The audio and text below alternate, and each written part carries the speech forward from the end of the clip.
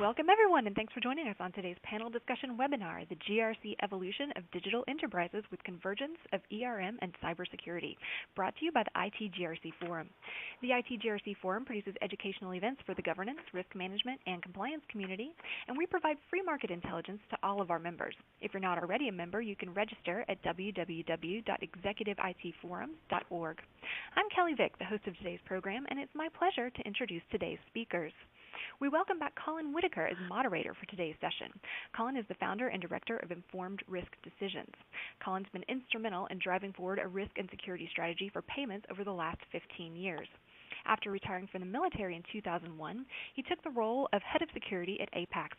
Subsequently, in 2010, he became the VP of Payment System Risk at Visa Europe, where he sat and managed the risk appetite for all those processing and accepting card payments throughout Europe. He currently provides cyber and information security risk consultancy services to a wide range of public and private companies and helps solve their cyber and payment security compliance dilemmas. He's presented on information security at major events around the world and has published a number of papers on security. And on the panel, we have Chris McLean, Vice President and Research Director serving security and risk professionals at Forrester, Sanjay Agrawal, Founder and President of SimCon Software, and Yo Del Mar, Vice President of GRC Solutions at MetricStream. We'll run through a more detailed introduction with our panel in just a moment, but first I'll go over the housekeeping and the agenda for today. First, the webcast is streaming live, and all lines will be in listen-only mode for the duration of the conference. For maximum quality, you can click to view in full screen on the bottom right-hand side of your console. If you have any issue with the audio, please first check your device settings before contacting technical support. And we recommend that you paste our direct landing page into a fresh browser window and close any other live windows to avoid conflicts. The direct console URLs are displayed on your screen now, and they're clickable in the attached PDF slide deck. Next, we want to hear from you, and we hope to get your feedback during today's session. If you have any suggestions for future topics, please let us know. We value feedback, and we take it into consideration when planning for future events. You can submit this through the Ratings tab below your console. We'll also be taking your questions throughout today's discussion. You can submit these at any time using the question button, and if we don't manage to answer all questions today, we will respond by email. If you'd like a copy of the slides, you can download these through the Attachments tab, where you can also access the related white papers and the resources at any time during the discussion. And finally, after the live presentation, this webcast will be available on demand, so please share with any colleagues who you think may be interested in the topic. Moving on to the agenda, we'll begin by going over a quick introduction with each of our panelists before the roundtable discussion facilitated by Colin. After the discussion, we'll close out with some takeaways and further information from our speakers. So now, without further ado, I will turn the program over for today's discussion. So over to you, Colin. Kelly, thank you very much, and good morning to those who are in Europe, and good afternoon or good evening to wherever else you are in the world. First of all, let's start by running around the table and hearing from each of our panelists so we get an understanding of where they're each coming from in this very important discussion. That will help you and the people listening on later who are listening to the archives to get an understanding of why and how they're answering what questions they do. So let's kick off by going to Yo. Yo, why don't you tell us a little bit about what you're doing at the moment? Thank you, Colin. I'm Vice President of GRC Solutions and actually run the customer program at MetricStream, which is a leading provider of GRC solutions in worldwide, highly rated by the analysts. I've been there for about 4 years and in the space for over a dozen. I grew up in IT and came into the space through security. So I've got a passion around integrating security and IT into enterprise-wide GRC. So I'm delighted to be here. This is a real core topic for me. Thank you very much indeed, Yo. Okay, Sanjay, would you mind saying a few words about your company and what you're doing? Hello, sure. Thank you, Colin, and good morning and good afternoon to everyone on this webcast. So I'm Sanjay Agrawal, founder and president of SimCon Software. I have 24 years of experience in risk management, governance, security, and compliance. I founded SimCon over 20 years ago, and in these years, the company has played an important role in creating awareness of the risk from spreadsheets and other end-user computing files. Prior to SimCon, I led teams to perform risk assessments of large enterprise systems and developed validation methodologies for such systems that were cost and labor efficient. And in my current role at SIMCON, I lead product management, and as part of the leadership team, I'm responsible for the strategic direction of the company. So SIMCON provides solutions that enhance information security for spreadsheets and other types of end-user computing files, often known as EUCs. So our tools can detect sensitive information such as PII, PCI, or PHI in these unstructured files that reduce vulnerability to data loss in the event of a breach.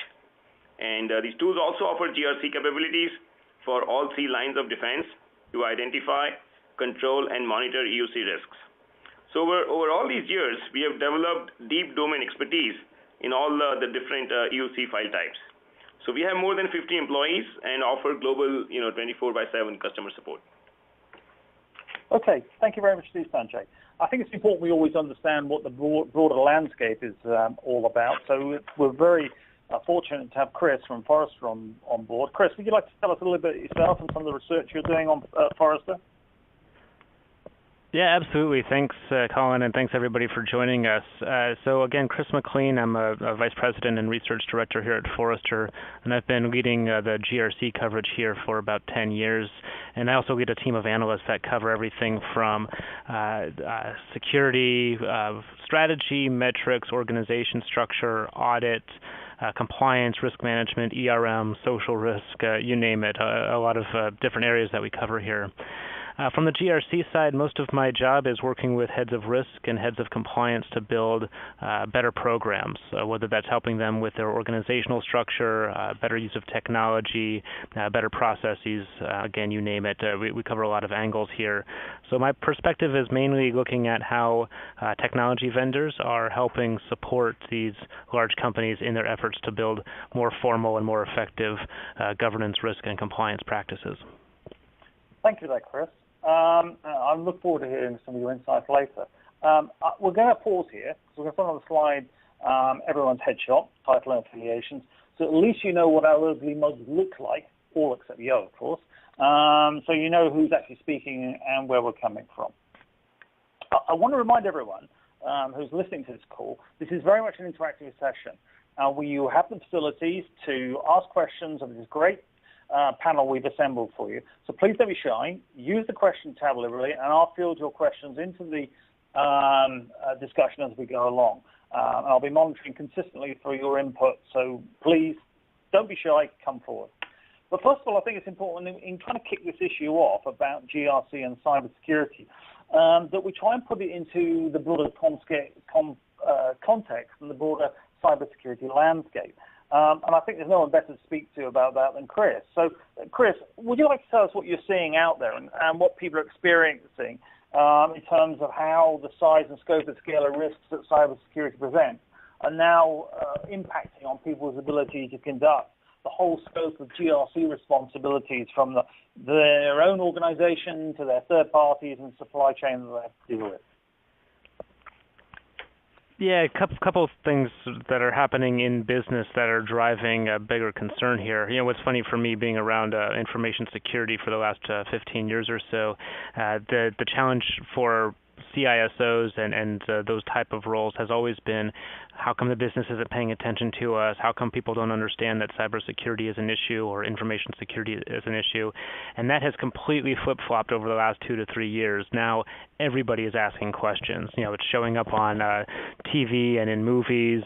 Board members are asking about it. The regulators are paying a whole lot more attention. So now instead of begging for attention, these heads of information security are saying, okay, now we have the attention. We need to pay more attention to getting our ducks in a row, getting more formal about how we measure risk, how we track compliance, and so forth.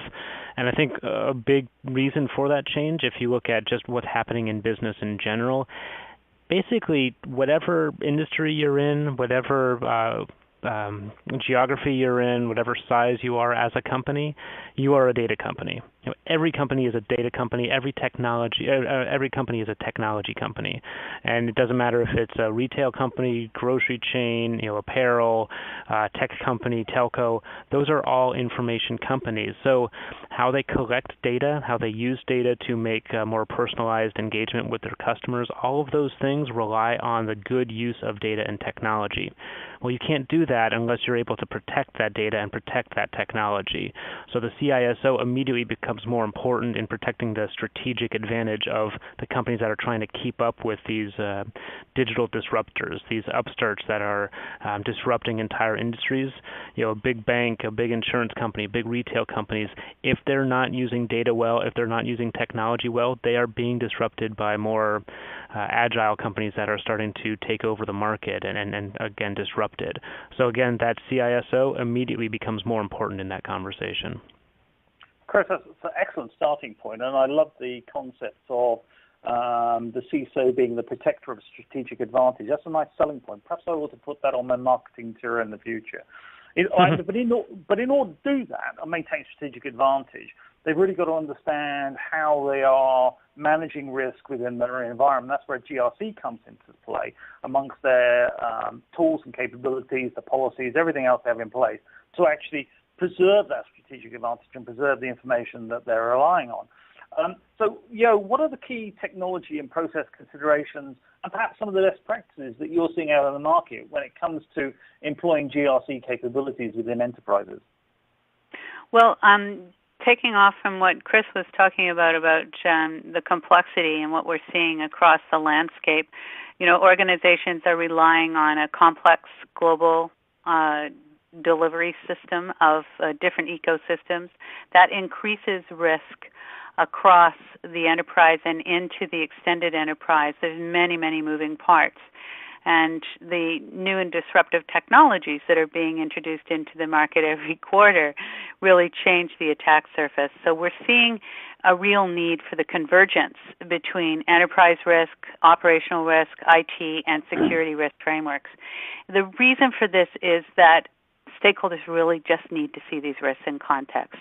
What is the size? What is the scale? What is the scope? What's the impact? That means that we have to identify these risks and analyze them in the context that is relevant to the stakeholder. Is a risk mapped to a policy, which is then mapped to a regulation or a best practice framework at the site, a regulation at the citation level? Is it mapped to a business risk? Is it something that we have to look at in terms of third parties? So, we've got a situation where some assessments are done near real time in IT and security monitoring systems where we're really working at machine speed, and some assessments are being done less frequently at human speed. So we have to kind of rationalize those different cadences and build an information architecture really that rolls up analytics at the right level for the right stakeholders so that they can make decisions. And some of this, and more of this, is being done, at the machine level, machine-to-machine transactions. But many of these decisions have to be made by human beings, and we've just got to be, much more agile and, working on a common language and getting our processes more efficient. So there's lots of ways that we're doing this. We're evolving our processes, evolving our approaches, but really it's getting these teams together around the table and developing a common view of how they define and manage risk. Thank you very much indeed, Jo. I think one of the challenges we all face is actually identifying what information is within an organization. So I was delighted to see that Sanjay agreed to join the panel, and he brings with his experience and his company's experience the whole problem where data starts to lose control from the enterprise when it ends up in end-user computing in spreadsheets, Word documents, and so on. So what do you think is about the unstructured information security risks that we're seeing in this unstructured world we live in now, Sanjay?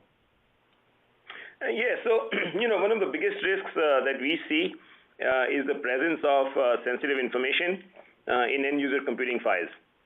So most often this occurs in spreadsheets, but this can also happen in PDF files, Word documents, PowerPoints, or even images. So the sensitive information that we often find is PCI, again PII or PHI information, and which essentially means things like social security numbers, credit card numbers, email addresses, or payroll or patient health information. So these end user computing files usually don't have the tight security and controls that exist for enterprise systems. So, for example, anybody can enter sensitive information into a spreadsheet. There is often not no access control rights or security on who can do what. People can also make copies of these files that contain sensitive information. They can email them outside the company. So typically none of these controls exist for EUCs. So they become very very easy targets for hackers. So there was an experiment that was carried out where a spreadsheet containing sensitive data was transmitted, and it was found that the stolen data traveled the globe and landed in 5 different continents and 22 countries just within 2 weeks. It was viewed more than 1,000 times and was eventually posted on some cybercrime marketplaces. So there's a lot of risk with these end user computing files and the sensitive information, and these risks manifest themselves in some very serious ways. So there have been very very well publicized incidents with these risks. For example, a very famous movie studio was recently hacked, and spreadsheets containing names, titles, salaries, and social security numbers was posted online, causing great harm to this company. And they took a $15 million charge in Q1 2015 earnings as a result of this hack. And similarly, various banks have been hacked, and compromising credit card numbers, social security numbers. Many hospitals and health companies have either been hacked or mistakenly sent out spreadsheets containing patient health information. So, and the repercussions have been quite severe, which result not only in financial losses but also a great deal of reputational damage. Sanjay, thank you for that. Clearly, everyone, we're not going to mention particular company names because that would be inappropriate and indelicate on a panel session such as this. So please bear with us, everyone, when we talk about the broader context out there. I think the thing we got from your presentation, Sanjay, is that you clearly think there is a major issue out there, and some people would say that we're at war with our cybercrime adversaries.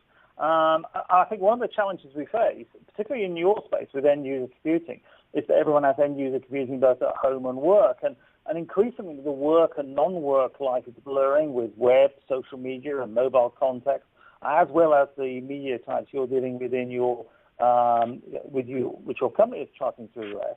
So, Chris, what do you think the enterprise risk management, compliance, and IT security teams are doing to protect these assets in such a widely diverse environment, ranging from the corporate environment to those where you have the BYOD problem to the use of this end-user computing that Sanjay was talking about? Yeah, there are definitely pockets where we're doing a pretty good job, where we understand the risks and understand the threats. But in general, I think there is so much adoption of new technology and new process and new business models that it's really impossible for heads of cybersecurity, CISOs, heads of IT risk to keep up. As always, the business will continue to move, moving into the cloud and moving into these new technologies and business models, and in many cases without consideration for how do we protect these assets, this data, these technologies. And I would say that the thing that's maybe a little bit different now is in most cases the regulators are having a hard time keeping up with as well. You see on the consumer side these applications like Pokemon Go come out, and immediately there's a massive privacy risk, and nobody's really sure who's responsible or accountable for that. There's no regulatory oversight. The company was potentially able to collect data without the consumers knowing. The consumers aren't paying attention. So there's really not a whole lot of accountability for when things like that go wrong. That's happening inside businesses as well. You have a marketing team that might adopt some new technology without really reading through the privacy implications of using a certain vendor. And the heads of risk management, whether that's enterprise risk management or cyber risk, information risk management, I think it's their job to get in front of that as often as possible, but really put the onus on the business decision makers to make smarter risk decisions. So giving them the tools to do a risk assessment, offering that as a service, but not making it necessarily the cybersecurity or cyber risk professional's job to be out in front of everything. The idea is if in a company, if you are getting the benefit of adopting new technology or adopting a new service, you are responsible for that risk. If it's the marketing department going to the cloud, if it's the sales department adopting a new like tablets, for example, they should be the ones that own that risk. If something goes wrong with that technology, it should be on their heads, not the CISO. So this whole idea, yes, we're fighting a war. Yes, the cybersecurity, CISO type of roles are having a tough time. But really the idea should be how do they offer services and capabilities and technologies, but really put the accountability on the people that are making the business decisions. Chris, that's some excellent points there. I entirely agree with everything you're saying. I mean, one of my bête noires are the marketing departments, or the crayon brigade, as I call them. There's people who draw these lovely pictures and think they can solve the world with a marketing PowerPoint presentation. And the thought of them taking responsibility for their actions is just so wonderful if we could actually make it happen. One thing I would note, though, is the unintended consequences of some of this technology. You mentioned Pokemon Go. It was fascinating. I was at the railway station in London heading north, and the British transport authorities have started to put up signs at the railway stations advising people to be careful when they're using Pokemon Go in railway stations because of the danger of people walking onto the electrified lines and killing themselves. So I think, when it comes down to responsibilities of technology, I wonder it's a question we should perhaps be asking the people of Pokemon Go of whether they thought through those implications when they started to roll out the technology. And I suppose that leads on to another point that we were talking about in your presentation, which is the relationship to third parties and service providers and suppliers. I think, you have some sort of thoughts about how we extend GRC down this very complex contractual chain we have out there of third parties, supply chains, and service providers, don't you? Well, there is this notion now that we just don't live in closed environments. We live in a hyper-extended enterprise. And, attacks are moving through this ecosystem at, mind-numbing speeds, as Sanjay was describing a few instances. But even looking at the Verizon breach data report from a few years ago, 2/3 of attacks occur in seconds, minutes, or hours and are discovered weeks or months later, and more often than not by a third party. So it goes both ways. We are absolutely dependent on our network of third parties, and they could be cloud service providers, they could be third-party contractors, they could be suppliers, vendors, or agents. So there's a lot of people in the mix, a lot of entities in the mix. When we're talking about something like a cloud service provider, there's a little bit more defined in terms of, contractually through SLAs and the right to audit. You can really look at what the security profile is of your information. Where there is still weakness in contracts, it's really around notification timelines in the case of a breach, because it's very hard to match up and align your processes internally in your organization for incident response with a myriad of cloud service providers and third parties. So getting that all calibrated is a bit of a challenge. So we've got to find some baseline way of describing how we tie our notifications and processes into business resilience, into risk management, into crisis management from incident management.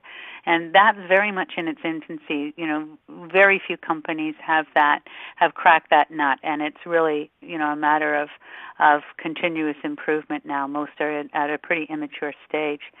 Another concept when we think about third parties is the way that we do risk management. I mean, for people who are in cyber, the concept of the kill chain means something, But if you talk about the kill chain to an ERM person or ORM person in your organization, they'll just look at you as if you're, just come off some kind of video game. They really don't understand that this is a way of looking at risk from an attacker's point of view and the readiness of the organization to detect attacks earlier on in the cycle.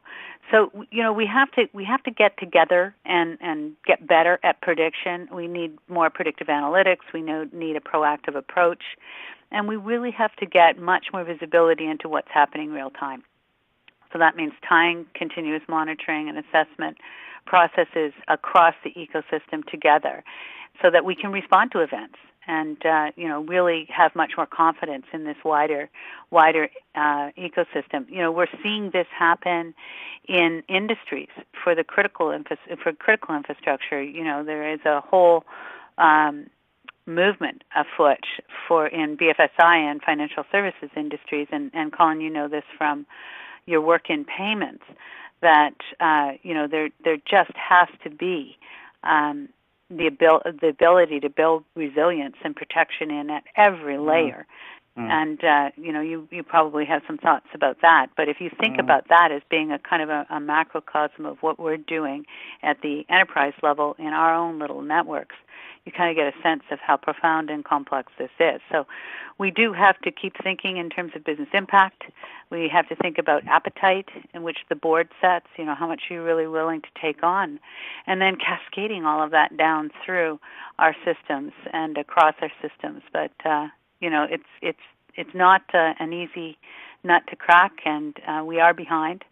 And we're going to have to use agents and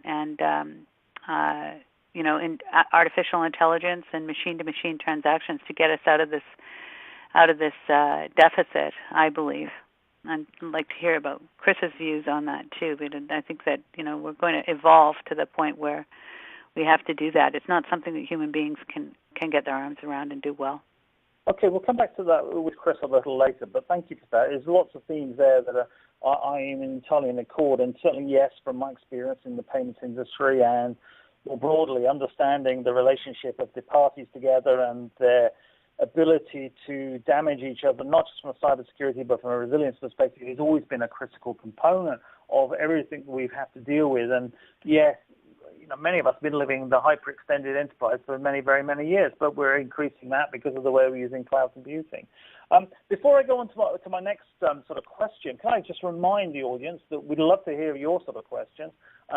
There's some really interesting discussion points that both Chris, Yo, and Sanjay have made, and please challenge them. If you've got a different point of view, come forward and let us know. We'll debate that, and because only from debate do you get a sense of enlightenment on and how we can make progress in these very complex issues. Sanjay, one of the things that we've been mentioning is about the role of business leaders making decisions and people being accountable for the decisions they make, as Chris put it, people being accountable for marketing decisions and marketing products which may be at risk, which I absolutely agree with. So how do you believe that we should be getting the business leaders to understand some of these critical issues that end-user computing and the way people are using and abusing data really matters? Yeah, sure. So, as both Chris and you mentioned, we live in an increasingly complex and dynamic world, with new technologies and new things, coming in all the time. So how do users navigate, this increasingly complex and dynamic world?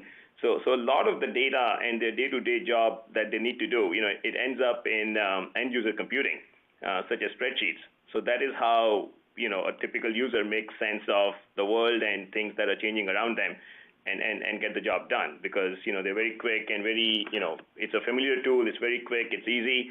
So that's where a lot of critical information ends up.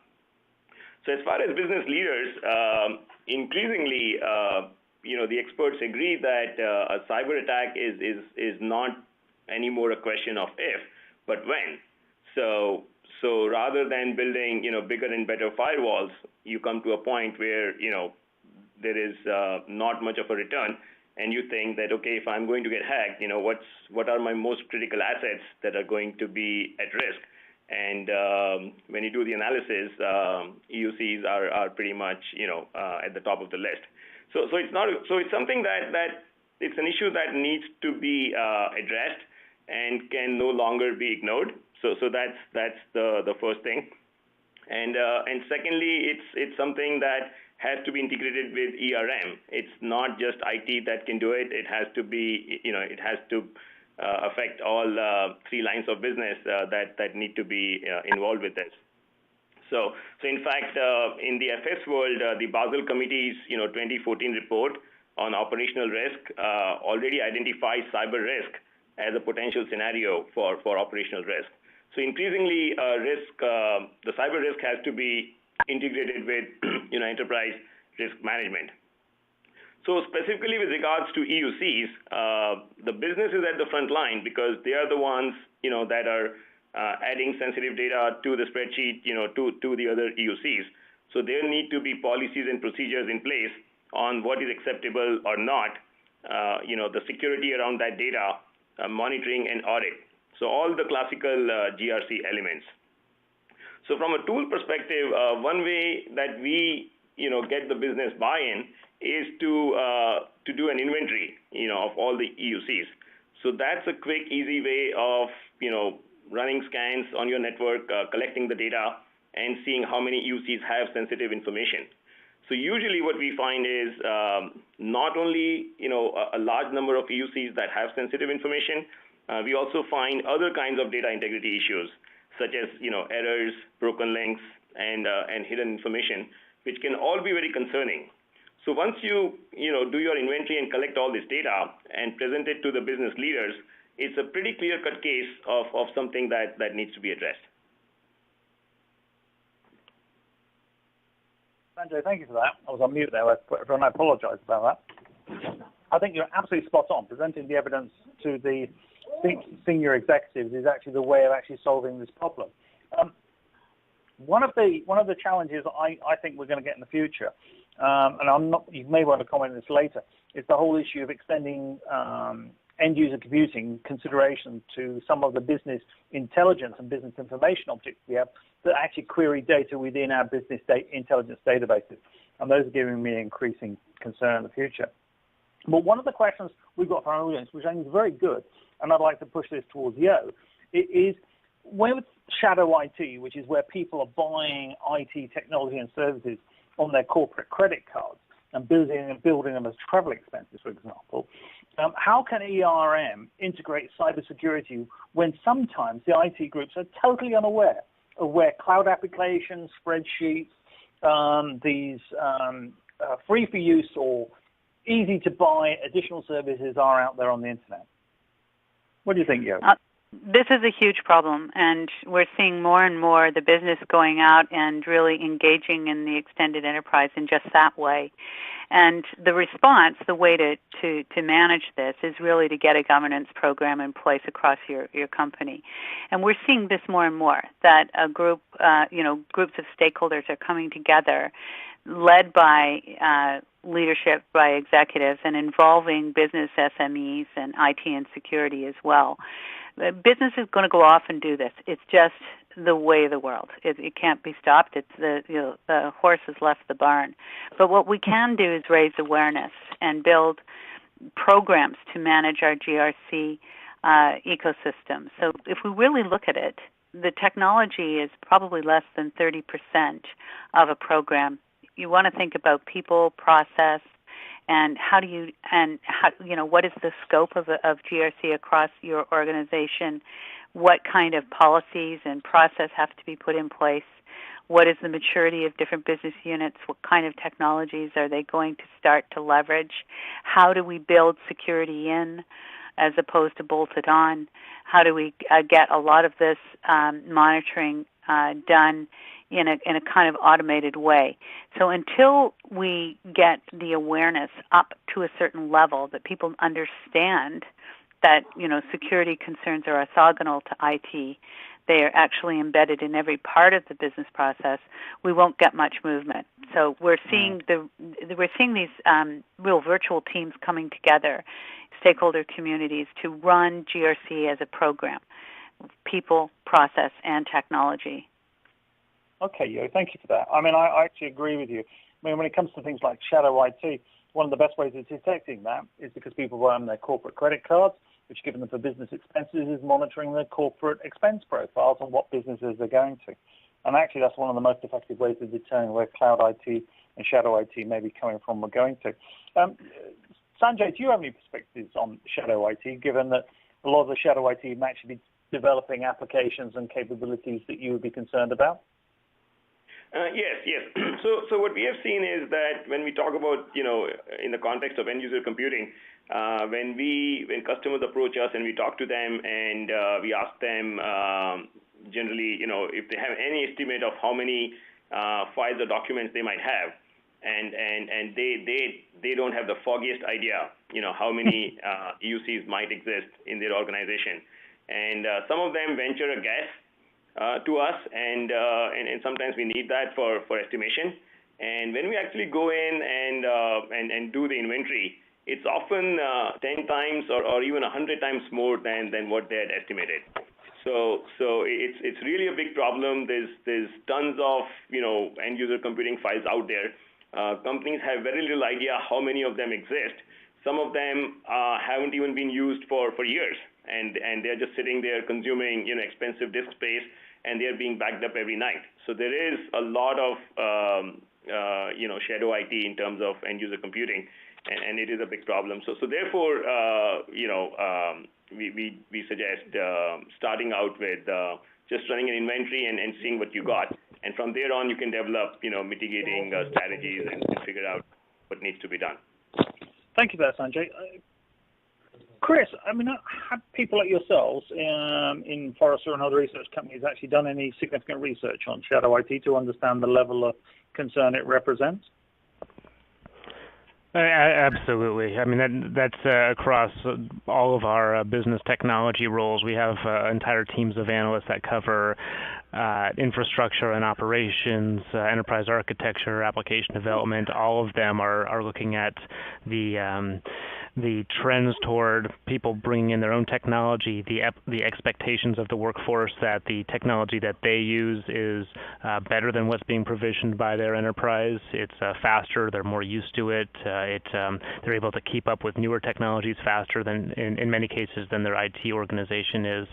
So across all aspects of technology management, we cover this, but certainly on the security and risk management side, the point that Yo made about having good governance is important.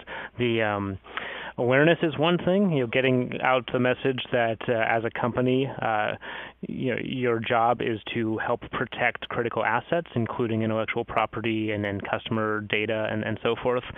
But if that awareness doesn't work, there are definitely some aspects of the organization that are so critical that it requires maybe some rules, maybe some repercussions if somebody slips up. If they download a new app and it's not pre-approved, it's not provisioned, and it leads to some sort of data breach. If this becomes a pervasive thing in your organization, you might actually have to have some punitive rules in place to find that person, to let them go, to put them on probation. Those type of rules, again, because every company is a technology company and a data company, you have critical assets that are at risk, and if your employees don't understand that, or they do understand and they're trying to do something that might violate policy, you have to take further steps and again hold them accountable, as I mentioned earlier.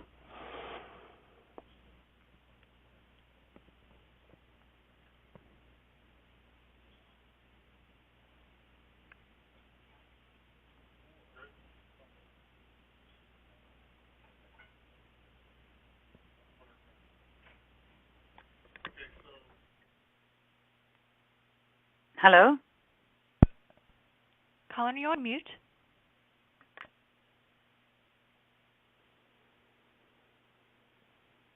Hello, we lost Colin. Okay, well, I guess we'll just wait and see if he will come back in. In the meantime, I will jump in here with a new question.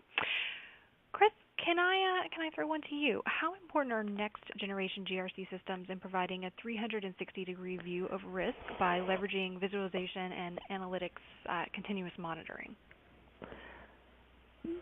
Yeah, it's an interesting realm. I think the term next generation GRC is really nebulous right now, but I think there are a couple important trends that should be considered.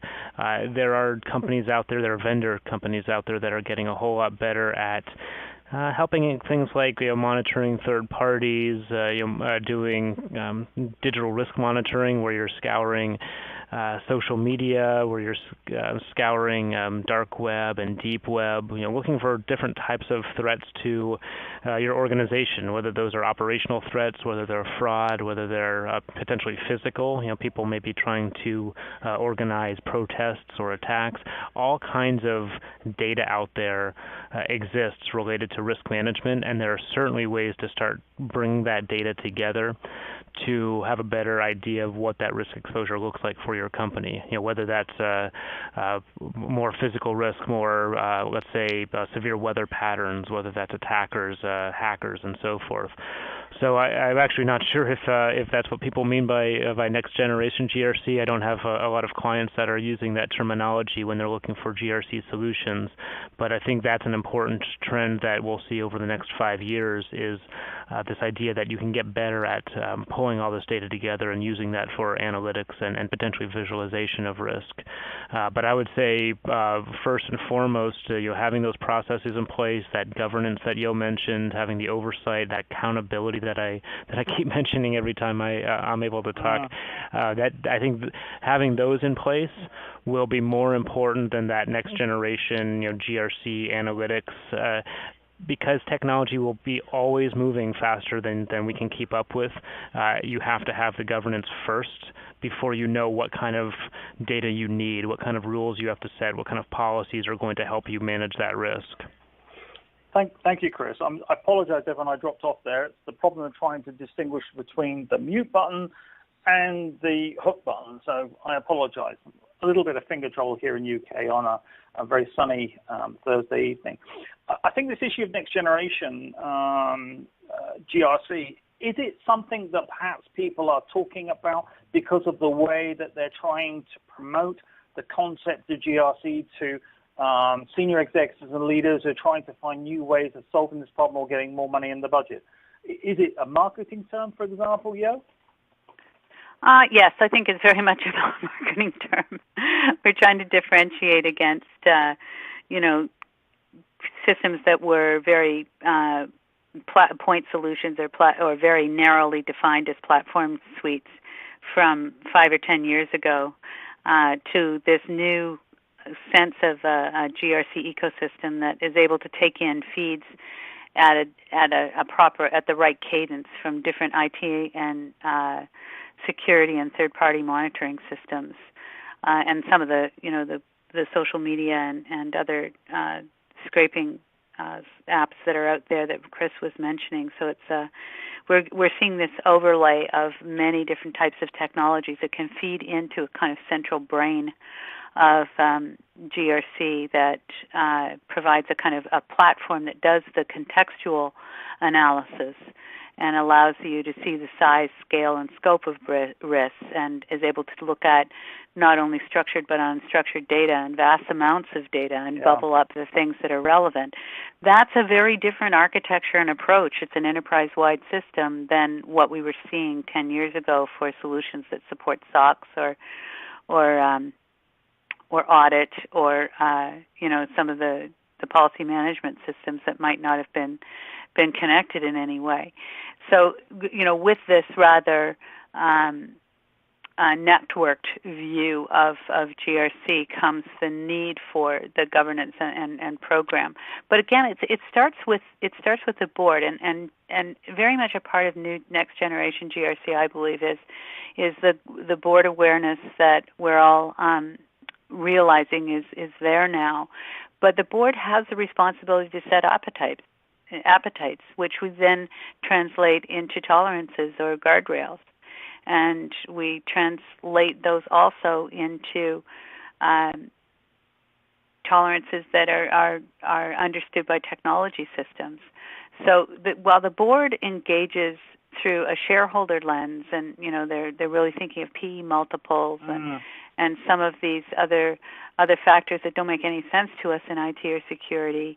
They need to understand a bit of the technology lens, but also we have to understand the shareholder lens and the board's lens. So we have to be able to express risk in those terms. So it really begins. Next generation often, in my view, begins with the exposure that board members and leadership really care about, and quantifying specific, cyber risks, for example, impact on reputation, on trust, on financial uncertainty, those sorts of things, legal or regulatory drivers. So we're really talking about next generation as being, all right, how are we going to operate in this new world of the modern digital enterprise, which is in this increasingly complex world where attacks happen at machine speed from places we hadn't even, were hitherto unthinkable. How do we manage together with a common language, with common frameworks, how do we build resilience and trust? Yeah, thanks for that. I think you hit on some really key issues there, particularly the issue about what language to use to get across the risks to the senior executives. I think that's part of the problem and the discussion that we're having. Can I also say thank you to all the audience out there? We've got some really challenging questions coming forward at the moment, and I'm trying to sift through which ones I want to ask. Please apologize. I'd like to apologize that some of them I may not get around to because some of them are really quite interesting. I'll ask some of them in a closing statement as well when people talk about them as well, talk about their takeaway points at the end. One of the issues I think that is on a lot of people's radar is this issue of cloud computing and passing your data out there, getting more attack vectors out there versus the benefits of centralization, doing it all yourself, and understanding where your risks are. From your perspective, Chris, where do you stand on that debate? Are you on the side of the debate for centralization, being in control, or going for a cloud service provision and opening yourself up to all the attack vectors and the contractual issues of dealing with third parties?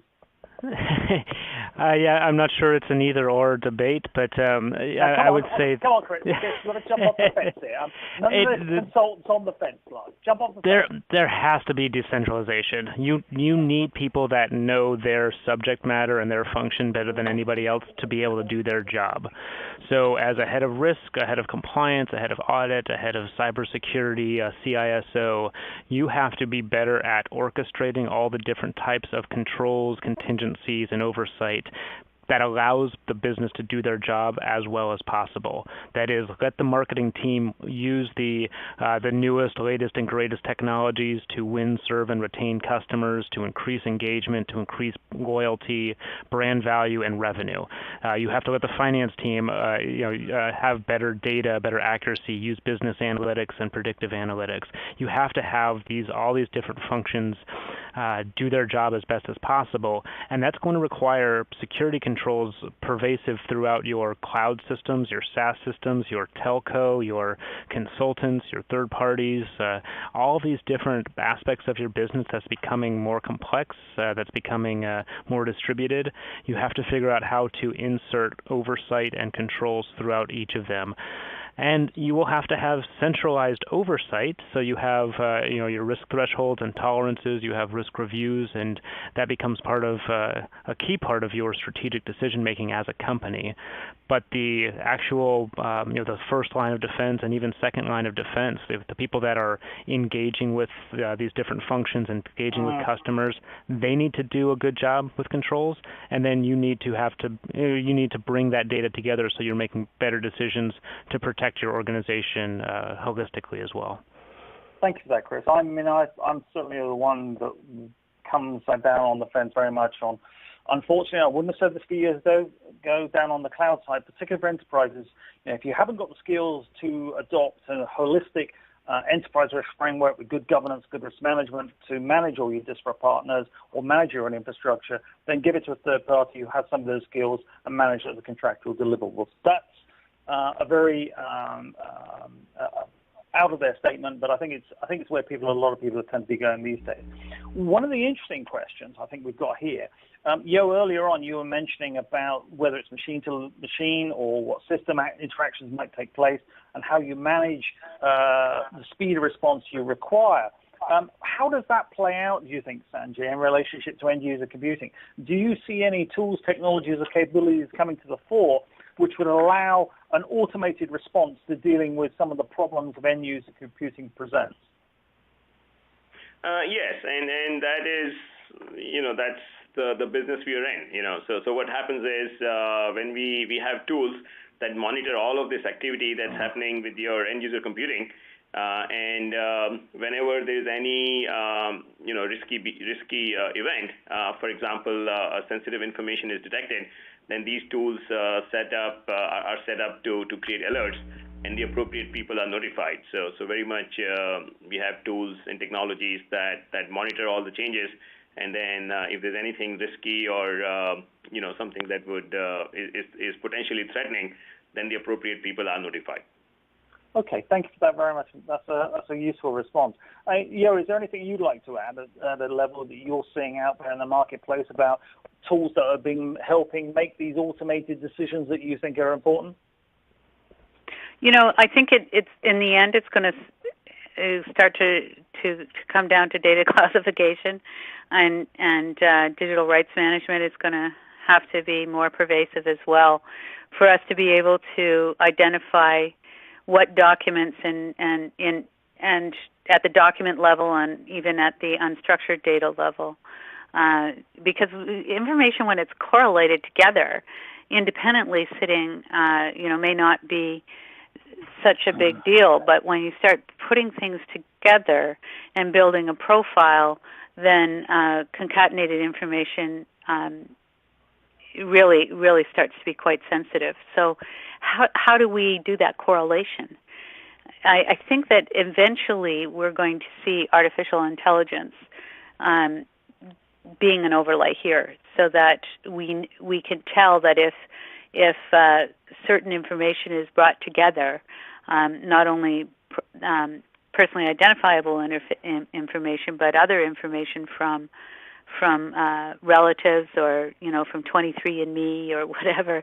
An example of this is that you may have 3 or 4 relatives that go into 23andMe and get their DNA analyzed, and you may want not to do that. But the truth is that your DNA can be interpolated by 3 or more of your closest relatives having done it. And there's 98% accuracy on what your DNA will look like. So how can you even put a privacy constraint in place there? I saw also a comment earlier about privacy program and GRC program. Privacy controls, technical controls are one thing, but a program is a completely different thing, because when we think about privacy, you have to go from regulations right through to controls, to training, to risk assessments on privacy, to policy. It crosses all of the functions of GRC, but it's really just cutting it from a privacy perspective. The same thing is true of IT GRC or even security GRC.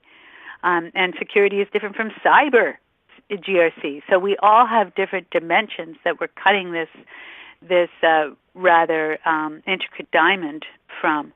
And we have to think more holistically, and we have to use technology that can do the type of correlation that's required to give real protection. I think right now we are just at the risk identification stage. We've got our toe in the water in risk analytics and analysis, but we are far from risk optimization, which is where we need to be to solve this problem. Okay, we're coming towards the end of the session here, but with a little bit left. I think the issue about data classification is an important consideration. Sanjay, are there any observations you'd like to offer in respect of how best practice in establishing a data classification strategy might be within an organization? Yes. So typically EUCs exist in large volumes. So when you create an inventory, you end up with a very large volume. So you need a methodology to categorize and do a risk assessment of those EUCs. So typically the factors that go into doing a risk assessment are usually 3 or 4 things. So one is the presence of the sensitive information that we talked about earlier. That's one.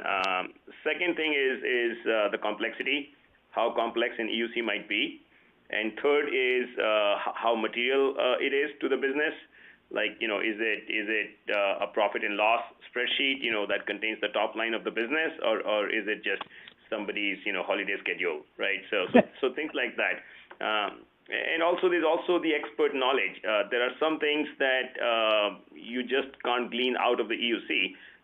So you could glean, you can tap people's minds and create a user questionnaire as to how important that document or file is to the business. And you collect all of these inputs, and based on that, you do a risk assessment.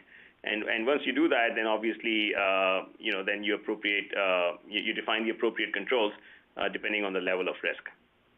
Thank you for that, Sanjay. I think we've now got time for the opportunity for each of you to give your own takeaways from the session. Let's start with Chris. Chris, what would be your takeaway for the audience this evening?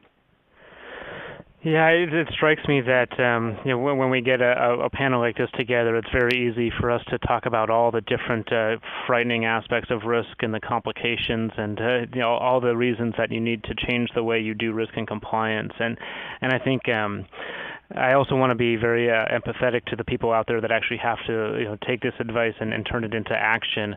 And I think the key thing for me would be go out and read a risk framework. I like ISO 31000, but there are several, and it's very easy set of steps to say, what do we care about as a company? What are our key objectives? Then say, what are the things that are going to get in the way of those objectives? You can measure them by criticality and say, these are the things that really matter to us, and these are the things that are most likely going to hurt our business. And then go down that list and start to put some remediation in place. And sometimes you might come up with end-user computing as a really critical risk, and sometimes it might be social media risks, and sometimes it's protecting intellectual property. But all of these different areas are going to be completely different from one company to the next, one industry to the next. So take that practical approach. Start with a risk-based approach to figure out where you should be spending your time. It's very easy to get overwhelmed by everything that's going on in the world. The one thing that I think people are not paying enough attention to, probably, if they do that risk assessment, is make sure you're spending time on the way your company makes money. That is how you win, serve, and retain customers. That's the thing where companies are losing money all the time, and risk managers generally don't tend to spend time on that. Instead, they're spending time on things like Sarbanes-Oxley compliance. But I would say, apart from that, do your own risk assessments, go through a standard process, and try to figure out where you should be spending your time so you're not overloaded. Thank you very much indeed for that, Chris. Sanjay, what would you give as a takeaway for people? As Chris mentioned, each firm should do their own risk assessment and figure out, what data is most at risk.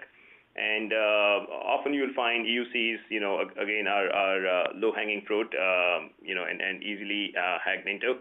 And the potential losses can be quite devastating if you lose, EUCs containing sensitive information. So don't ignore them. There is a tendency to sort of not deal with the problem because it just seems insurmountable, just because there could be so many of them. So again, there are good tools out there that can make it quite easy and quite painless. In fact, to do that assessment, and at least quantify the problem. So at least you know what you have and how big the problem is, and then it's a discussion with the business and the other elements as to how to put in the mitigating measures in place.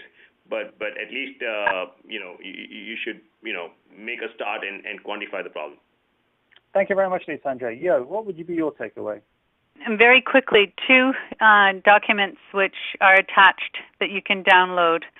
They both are very short. One is your GRC journey in 5 important steps. That's about how to set up a program.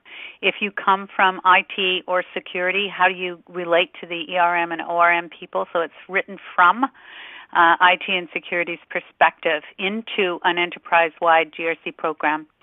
Then the second is how to build, best practices in building a GRC information architecture, how to build libraries for risk controls, policies, organizational units, vendors, and how to map all that stuff together with best practice content from frameworks like ISO and NIST and COBIT and so forth, which are quite nicely mapped out, by the way, through content providers like the UCF, the Unified Compliance Framework. So I think that those are two really important things that we don't pay attention to enough: the program itself, the architecture, and then, of course, beyond that, we've been talking about the technology, but I think all of us are steeped in the technology. We have to look at these other things, program and architecture. Well, thank you, Yo, Chris, and Sanjay. My final takeaway is this, really, that when it comes to risk management, we all concentrate, as we should do, on the assets in the organization that we hold to be true. And as Chris put it, how we make money as an enterprise is important, and that's what we need to protect. But equally, one of the most important things I ever learned when I was a young officer was when you're defending a position, you have to go out into the enemy's ground and look at how they might attack you and what they might attack you with and how that attack may be executed and what it is they're trying to get from you, because their asset chain is different from your asset chain, and what they may see as valuable in your organization is different from what you might hold as valuable. So always think of it at least at one stage removed from what the enemy thinks about your organization, and that may solve some of the problems when we have certain organizations whose suppliers were attacked who they didn't think were particularly important. Well, on that note, I'd like to close, and I'll hand over to Kelly to do the final close points. Over to you, Kelly. All right. Thanks, Colin, and thanks for a great discussion, everyone, and thank you to our attendees for your questions. If we did not get to your question, we will respond by email. And if you could just take a moment to provide us with your feedback using the ratings tab, we would really appreciate it. We value feedback, and we do take it into consideration when we're planning those future events. I'd like to remind those listening to check out the attached resources through the Attachments tab. And if you'd like additional information related to today's topic, please visit www.executiveitforums.org, where you can access our resources for free. So that's just about it for today. Please join us again on September 21st at 1 p.m. Eastern for data-centric security, staying ahead of the threat curve, and you can confirm your position through your console at the end.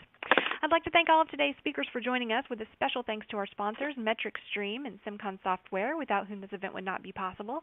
And of course, thank you to our attendees again for listening. Please stay tuned for our next event, and have a great day, everyone.